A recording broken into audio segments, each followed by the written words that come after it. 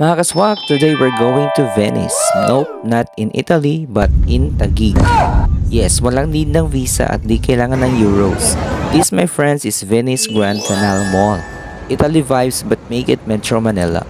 Welcome to a place where the water's calm, the vibes are elite, and the aesthetics pang IG feed approved. Wow. It's like Europe pero natatagalog ang mga tao rito. Yup, may gondola ride din dito. Feeling mo tuloy may soundtrack ang buhay mo habang dahan-dahan kang sinasagwan.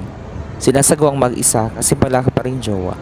And if you're lucky, the gondolier might serenade you. Best part, libre ang kilig. Unless umorder ka ng gelato, then that's 200 pesos. Tapos after mo mag-feeling European, of course, kain time. From pasta to ramen, coffee to croissants, pwede rito. It's a food court but make it romantic.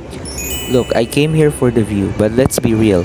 Ang tunay na highlight, yung pagkain. Kahit simpleng snack lang, gumaganda ang lasa pag may view na ganito. So whether you're with family, friends, or just your favorite self, Venice Grand Canal Mall is a little escape right in the city. Walang passport, walang problema, basta ready ka lang mag-picture. For more lakwatsa, kainan at kulitan, dito lang sa Swak Adventures. Kita-kits sa next gala, follow for more.